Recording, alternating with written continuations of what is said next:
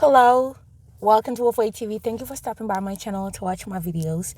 If you're new to my channel, please hit the subscribe button so that you'll be alerted whenever I drop a new video. But if you've been coming here and you have never subscribed, please hit the subscribe button.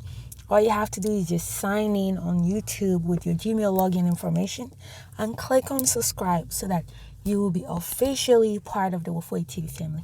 Thank you so much for doing this. Today, guys, I'm excited to be back from my vacation and I'm excited to be connecting with you guys. But I wanted to talk about the recent update from KCC, the December 9th update on the State Department website that says that KCC will no longer be requesting supporting documentations, and they want all of that to be taken to their interviews. And this is a way for them to streamline and make sure the process is shortened a little bit to improve, the efficiency of the whole process. All right.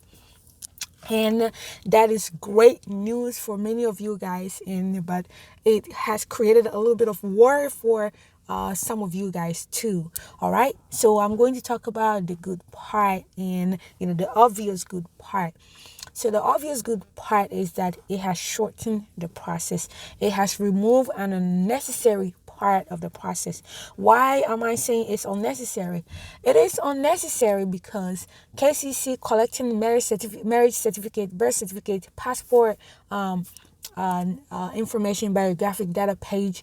KCC has authentication and fingerprint aspect of their department, but most of the authentication on DV lottery was more about your education requirement, your job. And then for people who are married, you will look at their marriage part just to make sure that the person who is going to receive the benefits of the principal applicant is really qualified to get that. And most of these things are authenticated and verified by the embassies in these countries, okay? Because they're used to seeing certificates from people in that country. They're used to seeing marriage certificates from these countries. They are used to seeing a lot of information. So they are the ones who can verify it better than, somebody who is outside of that place and may have never seen an original document from that country before. And sometimes, these forgeries become good. There are better forgeries. There are some that are not good. There are some that can be really good, that it takes somebody who is really knowledgeable, somebody who is really experienced in looking at those documents to know that this is authentic or this is not. So it was just an unnecessary part to assign that responsibility to KCC. Meanwhile, the person will go for the interview and then the embassy will look at it again, will verify that. And the other part was that even if KCC took your marriage certificate, took your birth certificate, took your passport biographic page, it didn't mean that everything that was taken was good. When you go for the interview, the embassy could look at it and tell you that, we need to further verify that. So if the embassy was going to do all this verification all over again, then what was the point of KCC getting these documents that they cannot really verify? Because some of the authentication processes, dealing with the actual institutions to make sure that, hey, is this legit? So it was better to have the embassy do that. So it was really unnecessary to have KCC do that. It's good that somebody had the aha moment right now to realize that, we could remove this and make the process shorten. All right. Because at the moment, KCC was having a tough time keeping up with sending document requests, because from the tracking that we've done so far, they were still on May, in the month of May, still sending document requests.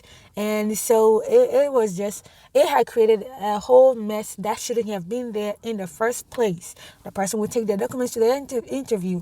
The embassy will authenticate it. They will look at it, review it, inspect it. So what was the point of KCC looking at it? So it's good that somebody finally have this light bulb moment that, hey, we need to get rid of that.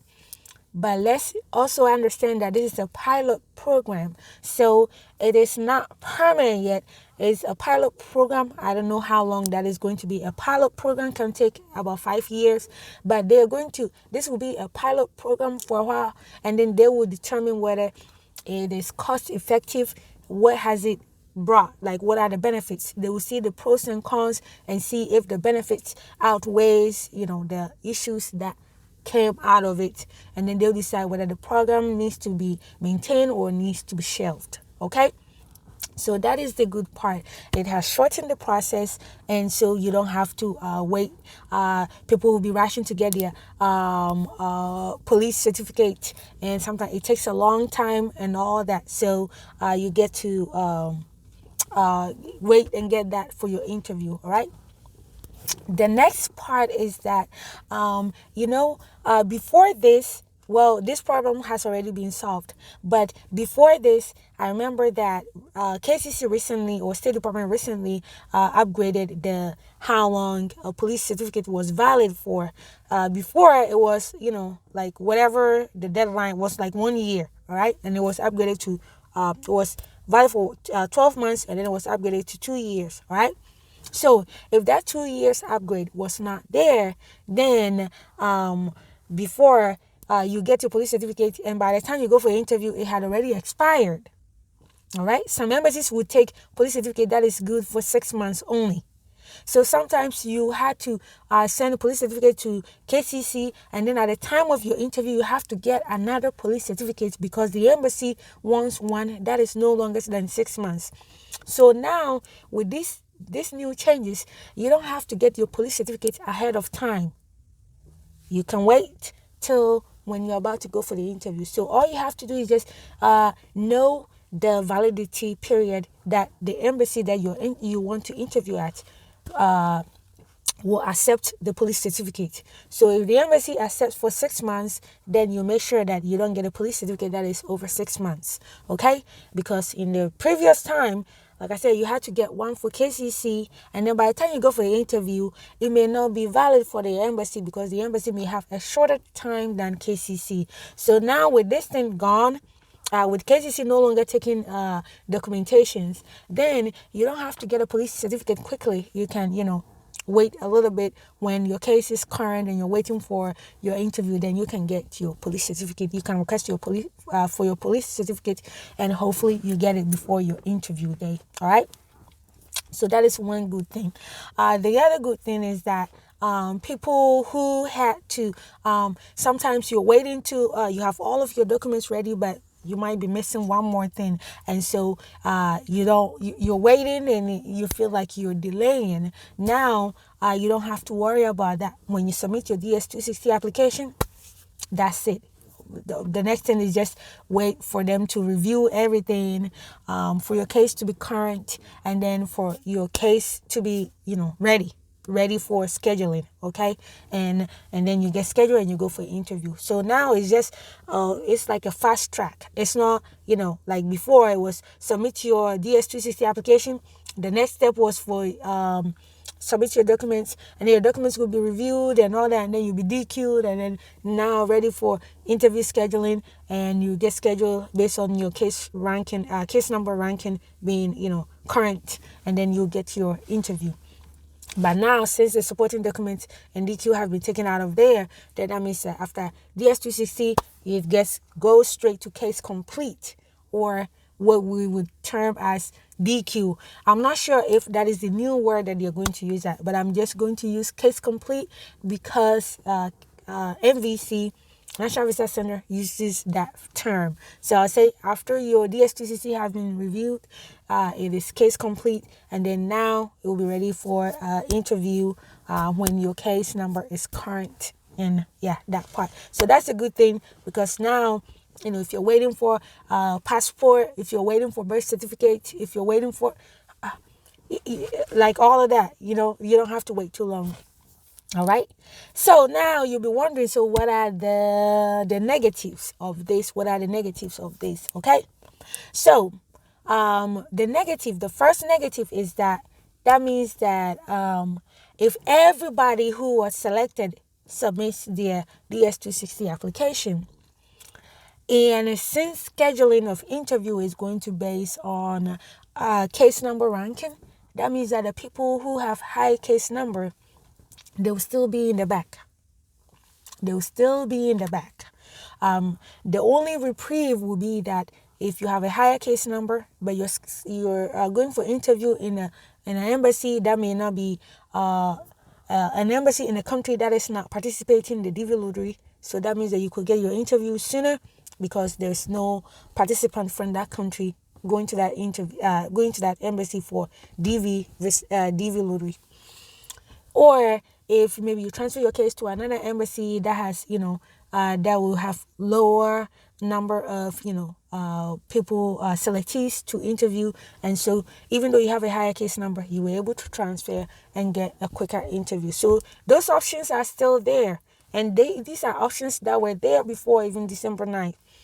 That you may have a higher case number, but you can transfer your case to another place and then get your interview sooner than somebody with a medium to lower case number in another country where the embassy is not interviewing. So that option is still there. It hasn't been taken away from you. So people with higher case numbers who are worried, you can still do this. All right. The next thing that is kind of negative is that when you have a lower case number and you submit your DS260 application, and let's say you are waiting on something that might take longer for you to get it in your hands, then know that this is a fast track process. So if you have a lowercase number, you submit your DS260 application, you can quickly get interview before the document that you're waiting on comes in your hand. So you want to take these things into consideration when you're submitting your DS260 application. This will kind of slow down the process.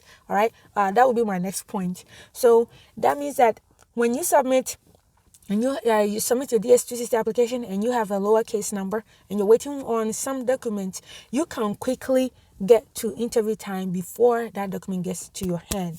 And that is the negative part. The other part of it is that, so many people make mistakes on their DS260 application and they had to unlock. Some people unlock more than one time, twice, 3 times, because of mistakes they had discovered. So guess what? Now that and it was easier to do the unlocking and fixing the errors, and then it will be logged back because of the supporting documents part was part of the process that delayed a little bit. So it was kind of like, they are going to take a while to review my supporting document or request my supporting document. So let me go ahead and request unlock and then make these corrections. But now that part has been taken off, when you submit your DS260 application, you may not have enough time to do unlock. You may not have enough time because you might not know which point your case is at. And from different articles or different places that I've read from, and from what I have gathered, when your case is at certain point, making corrections may not be the best way to go. It could delay your process. And since supporting documentation part has been taken out, then it will be difficult for you to tell which stage your process is at. Okay? Because your case number could be current, but you may not have been scheduled interview yet. But if you request to unlock your case, you don't know whether that will be a setback for you or that may not have any impact on your case because of the supporting document and request for document. That part has been taken off. So it's like a speed through process. So now you don't have much of a lag, much of a slow down process for you to do this unlocking and then fix the mistakes and all that. All right. So that means that you have to review your DS260 application. Make sure you go through it and fill it correctly the first time, or if you have the chance to do unlock, that shouldn't stop you from unlocking your case. But I'm just saying that with this change, this new update will make it a little bit difficult for you to predict what stage it is at. Is it going to impact my, me getting an appointment, or is it not? Okay. So, guys, these are some of the, I've talked about the good, and these are some of the bad things. But at the end of the day, it's just a good thing. At the end of the day, it's just a good thing that they have taken some part of the process out. But like I said, getting scheduled for interview based on case number ranking, that hasn't gone away. It was still the same. People who are going to delay will keep delaying. People who are fast and want to, get things done, they will still get things done. Nothing is going to stop them from doing what they need to do. But guys, I will make another video and talk about the documents that you'll be taking to the interview, and putting them all together, because I know as some people have done their interview so fast, there've been some success stories and there've been a few setbacks. But guys, I'll talk about how to prepare for your interview, and I'll have to remake some of the videos so that I can explain certain things, add new information that I have available. But guys, thank you so much for being such a huge supporter of Ufwe TV. I was looking at my account today, and I remember that October 2020, like a little over a year ago, I was with 100 subscribers, and today, as I'm talking to you guys, I am 4,000 subscribers strong, and it's all thanks to you subscribing, you watching my videos, you sharing with your friends and your families, and you believing in the things that I tell you. All right, guys, I want you all to do well.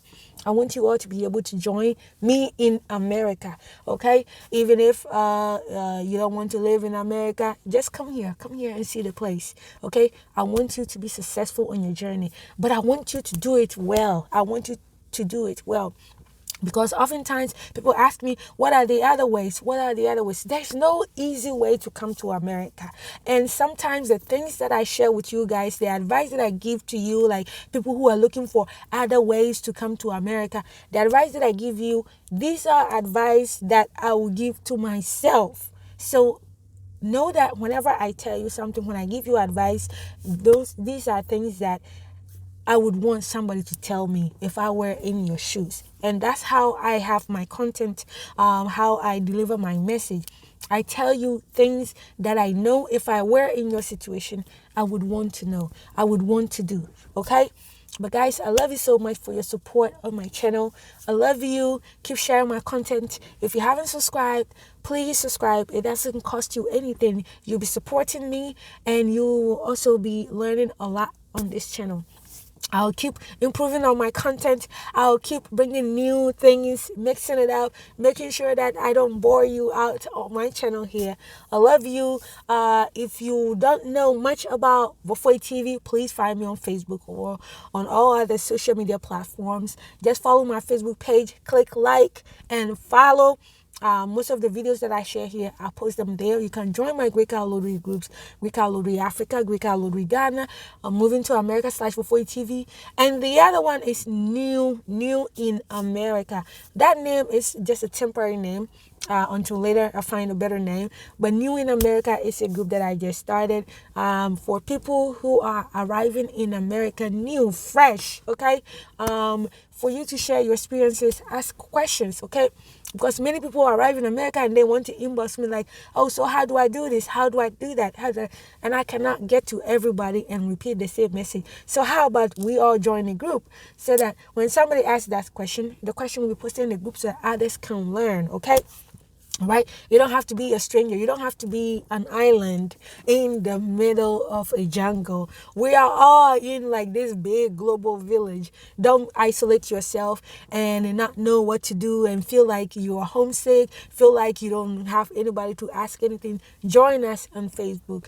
If you're a DV lottery winner, DV2022, you can join my WhatsApp group, but I need to see proof, okay? I want to make sure that the right people are joining my group. I want to make sure that I'm not allowing any agents, okay? Agents don't like me. I don't like them, because I don't want anybody who is, charging somebody to join my group and then be taking free information just to go and charge somebody, okay? But if you want to join that group, you need to email me, and I'll drop my email down below here for you to send me an email, contact me, all right? I love you. Thank you for all the support. One last thing before I go, those of you in Ghana who wanted the giveaway, the passport holder, I left them in Ghana with someone. So guys, please inbox me so that I can give you the contact of the person, so that you can reach out to the person to make arrangements so that you can collect your passport holder. I left it in someone's care, and so that you guys can reach out and get yours. All right, thank you so much. I love you, and I'll see you on my next video. Bye bye.